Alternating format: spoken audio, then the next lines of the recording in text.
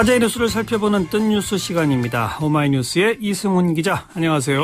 네, 안녕하십니까. 자, 검찰이 유우성 씨 간첩 혐의 사건 지금 항소심 재판부에 증거로 제출했던 중국 공문서 3개 모두 증거에서 철회하기로 했죠?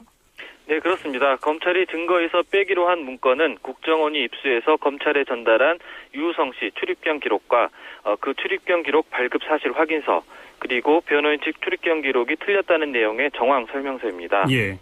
모두 유 씨가 북한을 다녀왔다는 검찰 측 주장을 뒷받침하는 핵심 증거들이었는데요. 예. 민변이 증거 조작 의혹을 제기한 지 42일 만에 결국 검찰이 손을 들었습니다. 네. 서울중앙지검 윤웅걸 2차장은 오늘 브리핑에서 지금까지 나온 내용을 검토한 결과 위조 의심 정황이 있어서 증거에서 철회하기로 했다고 밝혔습니다. 네. 검찰은 아직 수사 중이라며 위조 여부에 대해선 명확한 입장을 밝히지는 않았지만 검찰이 핵심 증거들을 스스로 철회한 것은 사실상 문건들이 위조됐다고 인정한 것으로 볼 수 있습니다. 그렇겠죠. 지난달 중국 대사관은 이미 검찰 측 문건 3건이 모두 위조됐다고 밝혔고 구속된 국정원 협력자 김모 씨도 자신이 입수한 정황 설명서가 위조됐다고 시인한 바 있습니다. 예. 나머지 2개의 문건도 검찰 수사를 통해 위조 정황이 드러난 바 있습니다. 네. 3개의 문서 증거 철회뿐만 아니라 검찰 쪽이 증인으로 내세우려고 했던 사람도 신청 취소하고 그 사람의 자술서도 증거에서 뺐다고요? 그 사람이 누굽니까? 네, 임모 씨인데요. 중국 출입경 기관 공무원 출신입니다. 이 임 씨는 변호인 측 출입경 기록이 틀렸다는 내용의 자술서를 썼습니다. 네. 이 자술서도 재판부에 증거로 제출됐는데요.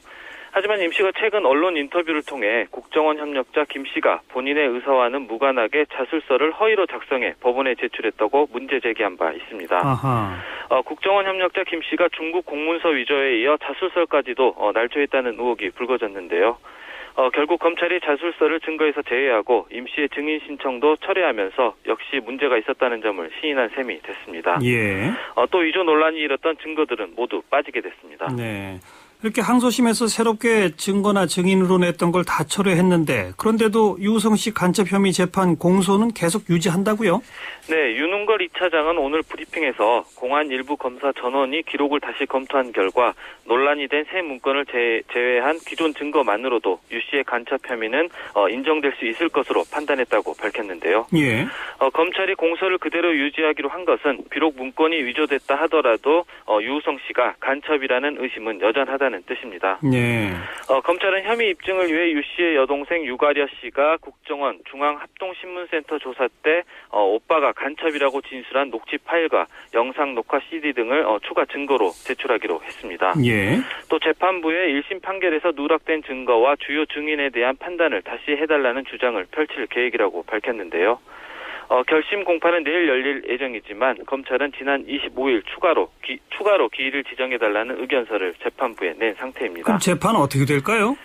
지금 현재 변호인은 그 추가 기일 지정에 반대하고 있어서 아마 내일 중 결정될 것으로 보입니다. 예.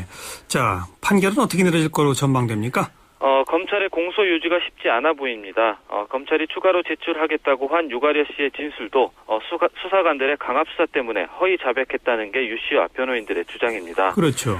또 유가려 씨는 이미 국정원 조사에서도 사실은 오빠가 간첩이 아니라고 진술을 번복한 사실도 드러난 바 있는데요. 예. 1심 재판부는 국정원의 강압이나 가혹행위 가능성은 인정하지 않았지만 유가려 씨의 진술이 객관적 사실과 다른 부분이 많다면서 무죄를 선고한 바 있습니다. 예. 검찰은 유우성 씨에 대해 사기 혐의를 추가하는 등 공소 유지를 자신하고 있지만 검찰의 유죄 입증은 쉽지 않을 것이라는 전망이 지배적입니다. 1심 재판과 비교해 보충된 증거가 없는 데다 항소심에서 핵심 증거로 제출했던 출입경 관련 문건들까지 모두 철회했기 때문입니다. 네, 일단 내일 재판부가 어떻게 하는지 좀 지켜보겠고요. 자, 일당 5억 원 황제 노역 허재호 전 대주그룹 회장, 검찰이 그 노역 중단하고 일단 풀어줬지 않습니까? 나머지 돈은 받겠다는 건데, 그런데 교도소 나오는 과정도 특혜를 받았다죠? 네, 그렇습니다. 지난 26일 검찰로부터 형 집행정지를 결정받은 허 전 회장은 어제 오후 9시 55분쯤 광주 교도소를 나섰습니다. 일반 수감자의 경우 교도소 안쪽 길을 걸어 나와 경비 초소를 통과해 출소하는데요. 예. 허 전 회장은 교도소 안으로 들어온 개인 차량을 타고 교도소를 빠져나갔습니다. 아하. 이 때문에 일당 5억 원의 황제 노역으로 물의를 일으킨 허 전 회장이 교도소를 나올 때도 특혜를 받았다는 비판이 일고 있습니다. 예.